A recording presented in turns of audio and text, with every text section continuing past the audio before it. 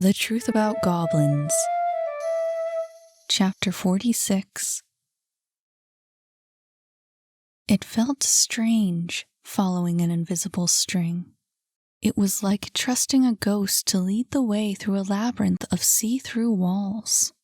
Rather than an easy path along the wide streets of the market, the string had led Kit up and over and in between all the darker crevices of town. Where exactly had Saphira snuck off to? But even that question was pushed from his mind as he neared the end of his journey. Despite the tangle of a path he had followed, the direction was familiar enough. It was almost with an air of satisfaction that he arrived, albeit with some confusion, at the Ace of Clubs. What the heck? He thought. Why would Saphira come here? The club had been closed to offer a honeymoon period to Davy and Lavinia. No lights, no drinks, no shows. There was nothing within to have attracted anybody at that time. And yet the string led him right to the opposite side of the building, where a steel staircase crawled up the wall to an emergency exit. Kit didn't hesitate, bounding up the steps 2 at a time. But it didn't end there. It continued to a window above the door, and the exit itself was locked. Seriously? He groaned and prepared to jump for it. With a careful leap, his hands landed on the windowsill and he pulled himself up. Luckily for him, whoever had used the window last had also left it open. There he sat, one leg outside and one leg in, contemplating how to drop down into the club. There was another steel walkway below, but the lack of light would make the descent difficult. All the lights had been turned off when the management had closed the building. He dropped down anyway, careful not to slip over the railing. The sound of his feet against the metal echoed throughout the club. A shiver ran down his spine, though he wasn't sure why. He took the ring out of his pocket and grasped the string again, determined to get to the end of it. Down to the main floor he went, cringing whenever he made the slightest of sounds. He had already been in the club when it was empty, but it felt much different this time. Not only were all the lights shut off, which left the whole place nearly pitch black, but it was cold. It would have been wasteful to heat the building while it wasn't in use, but Kit couldn't recall a time when the club had ever felt this way. The chairs had been placed upside down on the tables as well, and although it was hard to see, he could still make out the shapes of the skyward legs standing from the table's surfaces. For a brief moment, he was reminded of the grotesque corpses that had surrounded him and Annie down in the mines. He suppressed another shudder and continued. Through the labyrinth of tables he went, making his way to the stage. Alarms were going off in his head like fireworks. Something wasn't right, but he couldn't guess what it was. Why would Saphira be here, of all places? Now on the stage, Kit scanned the club. It looked so different with all the lights off. Rather than feeling large in the glow of the spotlights, the empty air made him feel tiny. He wanted to yell out Saphira's name, to see if she was hiding somewhere, but he couldn't summon the courage to break the silence. Instead, he grasped the string and followed it backstage. His pulse quickened, he shivered again. Even his hands were sweaty, but he didn't know why. He nearly cried out as his foot struck a chair, cooling his frustration as he took a deep breath. He needed some sort of light. Luckily, his surroundings were familiar, and he found a flashlight within minutes. As he flipped the switch, the light flickered, steadying out as he slapped it against his knee. Now he was ready. Continuing with the string in hand, Kit felt he was close. But he was only met with more confusion as the string led him to a dead end. Was Saphira hiding or something? maybe the string was broken. Kit followed it anyway, towards a massive storage in one of the corners backstage. His heart was pounding now. Steps from the wall, his hands started to shake. There was nothing in front of him, no place to hide. Only crates, clothes racks, and a trunk. A blue costume trunk. No. He approached the trunk. His feet felt heavy. No, please, no. The string led right up to it. Come on, Saphira, no. He placed the flashlight beside him and started working on the latches. A million images flashed through his head, a million possibilities of what lay at the bottom of that trunk. He hated every one of them. With a deep breath, he swung the lid open. His heart skipped a beat. Saphira, at the bottom of the trunk, unmoving. Her skin was white, her eyes swollen and red. She was dead. No. He reached down to touch her. No, Saphira, please. But her body was still warm. Hang on, Saphira. His voice was shaking. Just hang on for a bit. She was only unconscious. Jumping to his feet, Kit searched the piles of crates for Mikau's box of elixirs. He wasted no time once he found it, opening the box and scanning the contents with his flashlight. His mind was set on one bottle, the energy spike that Mikau had offered to Imajik. He found it within seconds, the glowing green vial. He grabbed it, along with some other bottles that looked like smelling salts. Rushing back to the trunk, he knelt down and held the salts under Saphira's nose. Come on, he said, holding her head. Come on, Saphira, wake up. The salts solicited a quiet mumbling. She was alive. She was waking up. Good, good. He began to calm down. Drink this, Saphira. It'll make you feel better. He lowered the vial into the trunk. She was moaning. Timothy. Just drink it, he said, afraid that she might lapse back into sleep. He isn't. She tried to speak, but her words were little more than gibberish. We have to. Kit held her head up a little higher. Please, Saphira, can you drink this for me? He watched with relief as her lips touched the rim of the bottle. Good, he said. As much as you can, okay? The drink was beginning to take effect. She managed to open her swollen eyelids. Kit? She stared up at him, her eyes glazed over. What is... Keep drinking, he said, pushing the bottle closer. It'll make you feel better. She took a few more sips. Her eyes began to clear, her mind began to sharpen. And then she was terrified. Kit, you have to go. You have to get out. Whoa, he said. Just calm down a minute, get your strength back and... Get out! She grabbed his collar and yanked his face close to hers. You have to get out! Relax, he said, trying to shake her off. Calm down, okay? Try drinking more of that. He was thrown off his knees by a great gust of wind. The flashlight flew out of his hand, crashing to the ground. As its light swept across the room, there was a hiss, a howl. Kit's heart stopped. He knew that sound. He knew what it meant. He lunged for the flashlight, only to be thrown back by the vicious shadow. The monster was hungry, biting at his ankles as it pulled him away from the light. But he wasn't going down without a fight. He kicked and yelled, diving once more for the flashlight. He grabbed it, spinning on his heel to face the creature.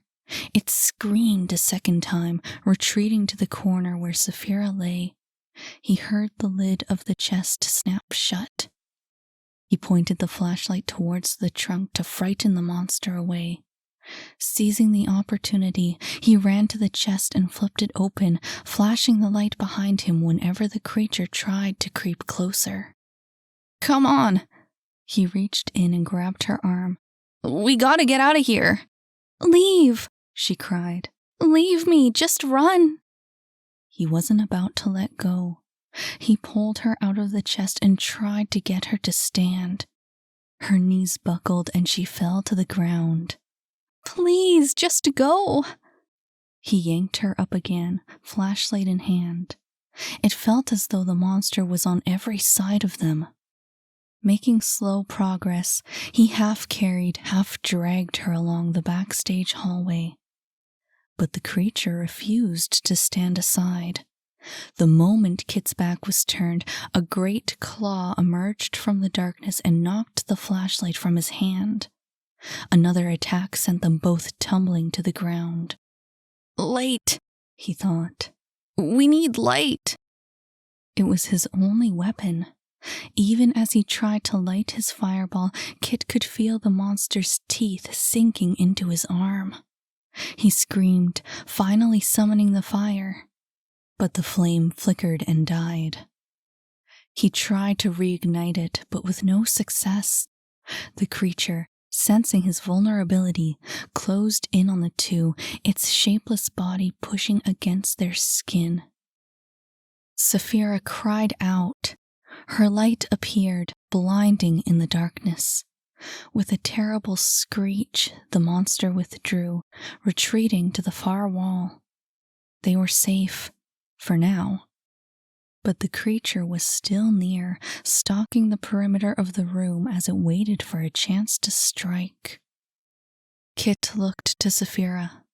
The potion had done its work. But as he eyed her shaking hands, he realized the magic was quickly draining her, and her eyes looked strange, vacant. Something wasn't right. "We have to get out." Her voice was thin, her breaths shallow and uneven. "The lights." It only took a moment for Kit's mind to bounce back into place. "The spotlights," he said. "We can use the spotlights. There's a control panel at the front of the club, above the bar. That's where all the light switches are." He glanced towards the creature prowling at the edge of the light. "If I distract that thing, can you make it there?" Her face was blank. Was she even listening? He grabbed her arm. "Behind the bar, there's a door. And behind the door, there's a storage room with a staircase. Just climb up and the panel will be in the small room at the top." He looked down at his hand and brought his fireball back. "Can you do it?" A trace of understanding worked its way across her features. She took his hand in hers. "I'll be all right," he said. "Just get up there as fast as you can, okay?" She nodded, preparing for the sprint ahead of her. Crouched and waiting, the two took a deep breath. "On 3, said Kit, eyeing the flashlight in the corner. 1. Saphira shrieked as a massive tentacle rushed towards them. She pushed him out of harm's way, just in time, and ran for the front of the club. He rolled across the floor, fighting to regain his balance. Not a moment too soon, he grabbed the flashlight, the beast at his heels. But the monster had already pulled away. It was going after Saphira. "Hey!" he yelled, trying to get the shadow's attention. But yelling didn't help. He had to try something else. Reluctant as he was, Kit extinguished his fireball and shut off the flashlight. His effort to attract the monster worked all too well. The shadow left Saphira and her light behind, heading instead for the easy prey in the dark. Like a surge of rushing air, the creature charged towards him. Kit sprang into action. No one knew the club better than he did. No one was more familiar with its nooks and crannies, its hallways and hidden escape routes. Even against a massive, shapeless shadow, He felt he had a chance. Down the hallway he ran, throwing back chairs, clothes racks, anything to slow his pursuer. But the satchel monster wasn't like any animal Kit had ever seen. It didn't just crawl or run or even slither across the floor. It flowed like heavy black water, surging over and in between obstacles. It was only a matter of seconds before the wave would overtake him. Feeling its greedy jaws snapping at his back, Kit realized he needed to get to higher ground. He glimpsed the ladder and made a run for it. Grasping the rungs, he scrambled upwards to a platform overlooking the great stage. But as he pulled himself up to the next floor, the creature predicted his path and split itself in two. He was surrounded, with nowhere left to run on the walkway. Eyeing a silk rope beside one of the curtains, he realized there was only one option left. He dropped the flashlight and jumped. He cried out in triumph as his hands found their grip, but his confidence vanished as he heard a growl beneath him. Before he could look down, a great arm surged up and leached onto his legs. One swift pull and he fell from the rope, tumbling down to the stage.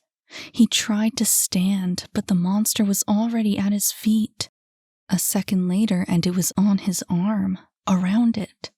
He couldn't summon his fireball. He yelped and tried to draw his hand back out, but the monster held firm. No longer a shadow, but a host of needles, a swarm of wasps crawling up his arm. He had to do something. If he couldn't use his left hand, it was time to use his right. Only, he had never summoned a fireball with his right hand. But the thought hardly registered against the mounting pain. He didn't have a choice. Either he was going to come up with a fireball, or the swarm of stingers would surround his entire body. "Come on!" And then, out loud, "Come on!" A spark leapt from his fingers, followed by a roaring blaze in the palm of his hand. He shouted, loud as he could, bringing the flame close to his captive hand. The shadow shrieked and relinquished its prize. With both hands free, Kit summoned the other fireball. Now he had double the weapon. With renewed strength and confidence, he waved the fire at the shadow, forcing it to retreat. It hissed and screamed, but he continued to push it further away. Cornered and angry, the creature crouched. There was no place left for it to run. But in that moment of uncertainty, it flew up the wall, vaulting over Kit. And by the time he realized what happened, it was too late. Now behind him, the monster seized his legs and yanked him to the ground. The attack was followed by another, and another, the beast grabbing at his limbs as it pulled him deeper into the darkness. Before he could act to summon more fire, Kit's hands were taken. He couldn't move them, he couldn't pull them away. He tried to kick, to fight, but he could hardly move at all. "Saphira!" he screamed. "Saphir!" Something clutched his throat. He was helpless. Its teeth were already at his skin, leaving the blood to trickle down his legs as the beast's tongue slapped at his wounds. Like fire, the swarm of bees attacked his arms and inched towards his face. The shadow squeezed and crushed him, eager to extract the last bit of life. And there was nothing he could do to fight it. "I don't want to die." His mind was empty, black. "I don't want to die." It stopped. The pain was gone. And then a blast of cold air. Kit felt the endless teeth, the tongues and the stingers pull away from his body, the darkness withdrawing in their wake. There was a high-pitched shriek as the monster abandoned its kill. Kit fell to the ground, He was only slightly aware of the soft, warm light protecting him from the monster, forced back into the club's dark crevices. With great effort, he lifted his head, his eyes searching past the stage to the booth above the bar, where he knew Saphira would be standing at the control panel. He couldn't see her, but he knew she was there. He knew he was safe. Unable to get to his feet, he let his head sink back to the floor. Saphira, all the way from the booth, cried out in terror when she saw him. "Kit!" she yelled, though he was unable to hear her. She turned her attention back towards the panel, flicking every switch in an effort to incapacitate the monster. Once she finished that, it would be safe to go down. The control panel began to vibrate. She lifted her hands, staring in confusion as the switches moved all on their own. She cried out again as the lights began shutting off. "No, no, no!" She seized the switches, forcing the lights back to full blast. But as she moved her fingers, they turned back off. Across the club, her struggle was made plain, the lights switching on and off like a strange show. The monster was active down below, waiting for an opportunity to surge onto the stage and finish off its prey. Saphira struggled to keep Kit alive. What was happening with the switches? "Step away, Saphira." She turned to the voice behind her. "Take your hands off the panel," said Timothy, stepping through the door. She couldn't take her eyes off him, but she didn't dare let go of the switches. "Stop!" she cried. "You'll kill him!" The lights continued to flicker. He took another step forward. "Step away," he repeated. "I don't want to hurt you." Try as she might to keep him in view, Saphira had to turn around to take full control of the panel. Only just in time did she turn the main spotlight back on, the monster retreating to the shadows. She turned back around. He was already behind her. There was no time to run. He wrapped his arms around her shoulders, seizing her wrists and lifting her off the ground. "Let go of me!" she screamed, kicking her legs. "You'll kill him!" He only tightened his grip, pulling her further away. "It's time to go back to sleep." "Let go!" The panel shook and shuddered under the influence of his magic. The switches were turning off again, but she couldn't overcome his strength. "Please, please don't kill him!" He spun her around, away from the switches. "Go back to sleep," he said, his voice softening. "Let me go!" "Sleep," he whispered, holding her close. "It's time to go back to sleep." She stopped kicking. "No, no." Her words began to slur. "You don't have to worry anymore." His voice was calm, steady. "Just go back to sleep." She felt a weight lifted from her chest. The shrieks of the monster down below, the noise from the switches at the panel, everything was fading into silence. A warmth flooded over her body. Sweet, gentle. Timothy felt her giving in to his magic, loosening his grasp on her wrists as he guided her to the floor. "That's it," he whispered. "Just sleep." Her muscles relaxed as her feet touched the ground. She didn't understand what was happening anymore. She couldn't get her thoughts to make any sense. All sounds and sensations faded into one another until there was nothing to hear and nothing to feel.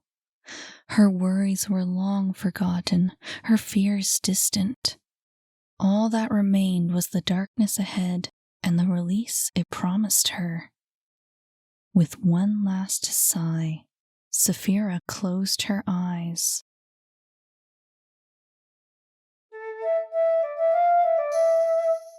Someone was shouting, screaming, or was it the ringing in her ears?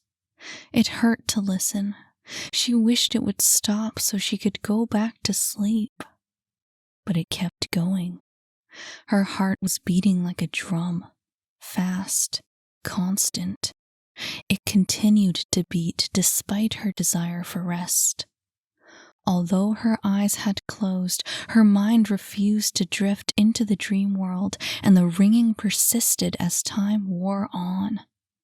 Unable to fight the pain any longer, Saphira opened her eyes. Her vision was blurred, but she could still hear the screaming.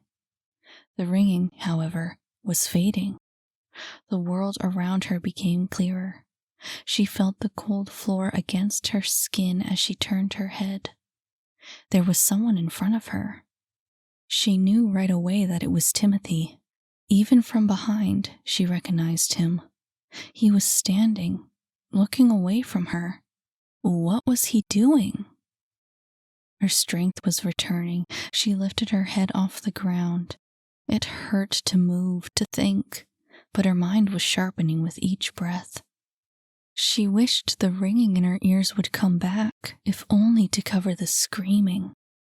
Once again she looked before her, watching Timothy. Where was she? What was happening? The screaming. It came back all at once. Suddenly she was afraid of the man with his back to her. Dragging herself to her knees, she watched as he moved his hands over the panel. The lights were turning off down below. Her heart pounded even faster. She had to get off the ground. She clenched her teeth against the pain and tried to stand. Timothy's hands froze over the panel. Her knees trembled with the effort, but she made it to her feet. She had to hurry. He looked over his shoulder. Closing her eyes, she shut out the world around her and gathered her strength. There was no time to think, no time to hesitate. She didn't have a choice. He whirled around to face her.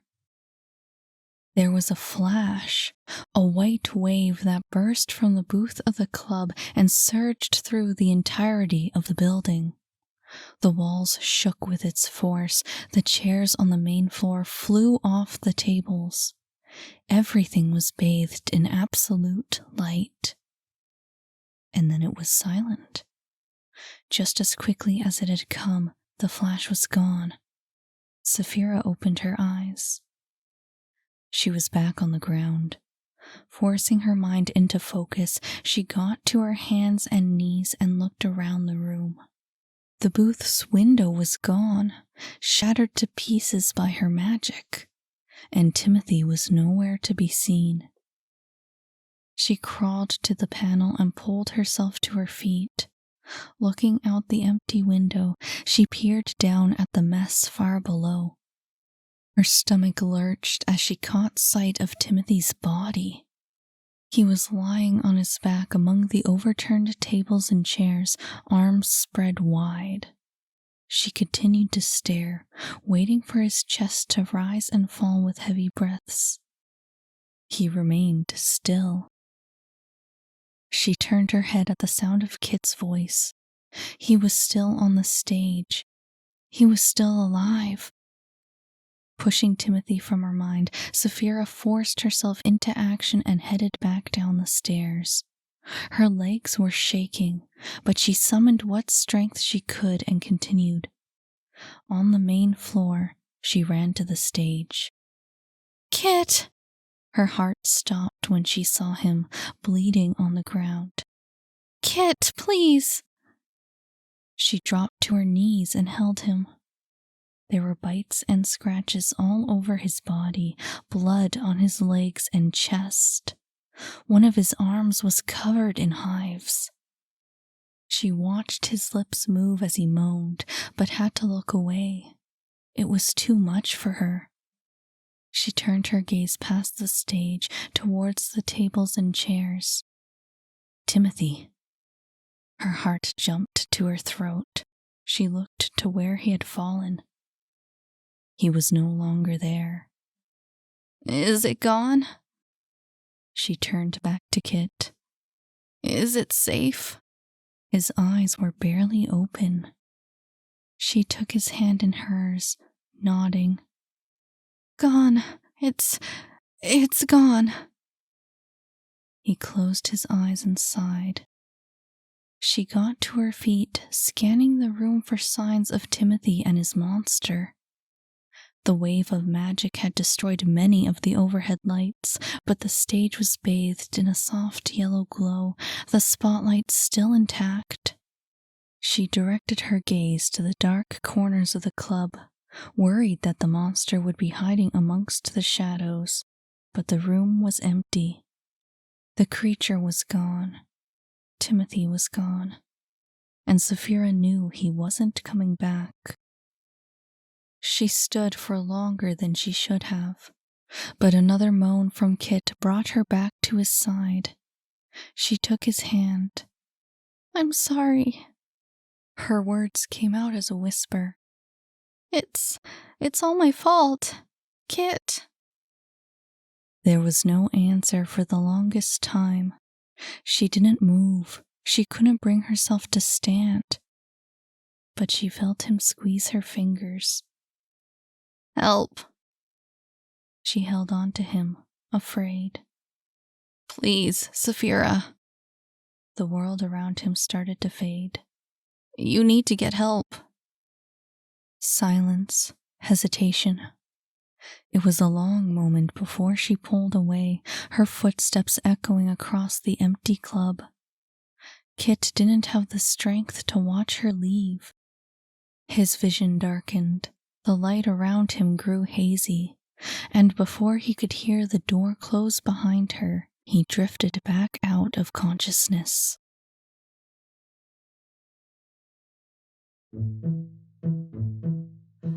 Hey, hi, I'm your narrator, Miranda Eastwood, also the author of The Truth About Goblins. If you liked this chapter, remember to add, follow, or subscribe to this channel so you can hear the next one. And if you didn't like this chapter, oh well, I can't really do anything about that. In any case, I just thought I'd let you know about my Patreon. You can check it out if you'd like to throw some support my way. It would mean a lot to me. Not to mention there's loads of extra exclusive content that I only post on Patreon. While I'm at it, I'll mention that The Truth About Goblins is now available as a complete audiobook, and you can get it wherever you get your audiobooks. Thanks for listening.